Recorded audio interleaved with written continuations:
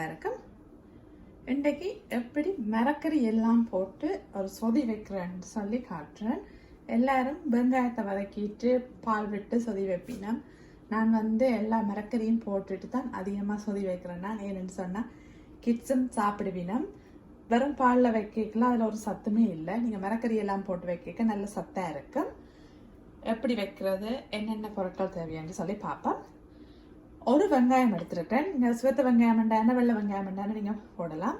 பாதி கேரட், 5 போஞ்சி, ஒரு சின்ன உருளைக்கிழங்கு, ஒரு தக்காளி பழம், 1.5 கப் பால், 1 கப் தண்ணி, 2 டேபிள் ஸ்பூன் மைசூர் பருப்பு கழுவிட்டு ஊற விட்டுருக்கேன், கொஞ்சம் எண்ணெய், 1 டீஸ்பூன் வெந்தயம், 1/2 டீஸ்பூன் பெருஞ்சீரகம், 1/2 டீஸ்பூன் உப்பு.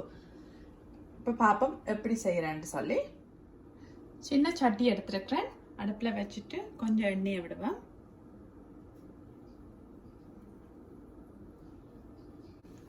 எண்ணெய் சுட்ட உடனே வெட்டின வெங்காயத்தை போடுவோம்.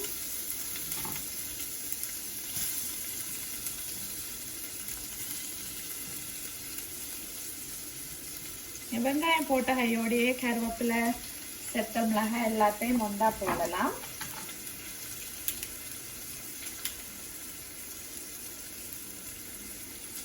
செத்த மிளகாய்,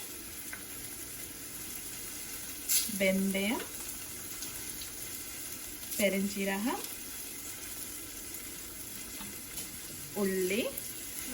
உள்ளி உங்களுக்கு விருப்பம் இல்லைன்னு சொன்னால் நீங்கள் போடாமல் விடலாம். ஆனால் உள்ளி போட்டால் நல்லா வாய்வு இருக்காது. என்னென்னு சொன்னால் நான் இதுக்கு மரக்கறிகள் போடுற வழியாக சில நேரம் வாய்வாக இருக்குது. அதுக்காகத்தான் நான் உள்ளி போடுறேன்.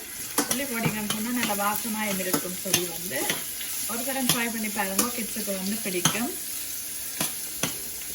எல்லாத்தையும் போட்டுட்டு ஒரு 5 to 7 மினிட்ஸ் வதங்க விடுவோம். இப்போ வெங்காயம் எல்லாம் நல்லா வதங்கிட்டுது. இனி அதுக்குள்ள வெட்டி வச்ச மரக்கறியை போடுவேன். இப்போ போஞ்சி ஆட் பண்ணியிருக்கிறேன். அதோட வெட்டினா கொஞ்சம் கேரட், உருளைக்கிழங்கு,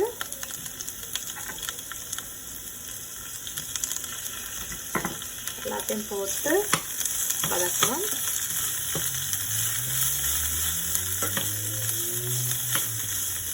இது நீங்கள் கன நேரம் வதங்க விடணுமெண்டு இல்லை, இரண்டா கொஞ்சம் தண்ணி விட்டு அவிய விடுவேன். அதுக்காக ஒரு 10 மினிட்ஸ் வதங்கினா காணும். உங்களுக்கு வேணுமென்னு சொன்னால் நீங்கள் பச்சை மிளகாயும் ஆட் பண்ணலாம். ஆனால் பச்சை மிளகாய் போட்டிங்கன்னு சொன்னால் கூட உரைப்பாக இருக்கும். இப்போ மரக்கறி எல்லாம் நல்லா வதங்கிட்டுது. இனி வெட்டின தக்காளி பழத்தை போடுவோம். தக்காளி பழத்தை போட்டுட்டு நீங்கள் அந்த கையோடையே உப்பை போடலாம். உங்களுக்கு விருப்பம் என்று சொன்னால் நீங்கள் மஞ்சளும் போடலாம். நான் சொதிக்கு மஞ்சள் போடுறதில்ல. ஏன்னா இந்த கிட்ஸ் மஞ்சள் போட்டால் சொதியை விரும்பி சாப்பிட்றதில்ல. அதனால் நான் போடையில, நீங்கள் விரும்பினா போடுங்க.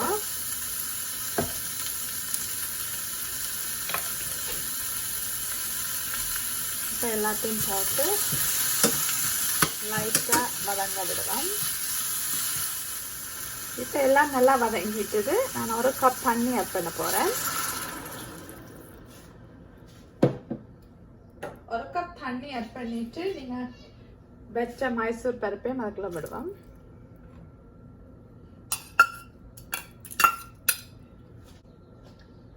எல்லாத்தையும் வடிவாக மிக்ஸ் பண்ணி விடுங்க. இதில் மரக்கறி எல்லாம் கொஞ்சம் அவியணும்.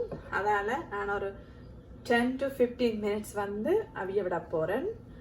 ஒரு நாள் மூடி அவிய விடக்கூடாது. பாருங்க, எல்லாம் தண்ணியில் நல்லா அவிஞ்சிட்டுது. இனி அடுத்ததாக 1.5 கப் பாலை விடுவோம்.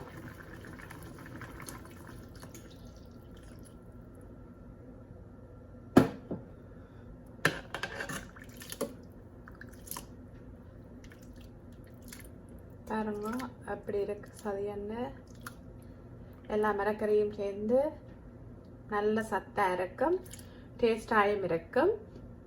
பாலை விட்டுட்டு ஒரு 5 மினிட்ஸ் லைட்டாக சூடாக விடுங்க. பால் ஃபுல்லாக கொதிக்கக்கூடாது.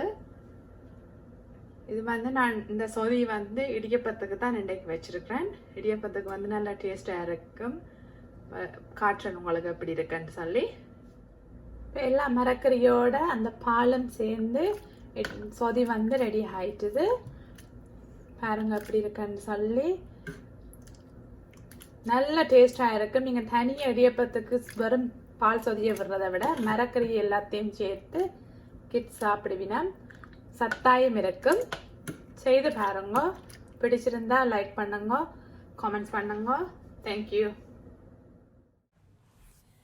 இடியப்பத்தோட இப்படித்தான் நான் சொதியை வந்து சர்வ் பண்ணுறேன். நான் அதோட இடித்த சம்பலும் வச்சு உருளைக்கிழங்கு கத்திரிக்காய் நல்லெண்ணெயில் பொரித்து அதையும் வச்சுருக்கிறேன். உங்களுக்கு அந்த ரெசிப்பியை அப்லோட் பண்ணுறேன். பாருங்க எப்படி இருக்குன்னு சொல்லி.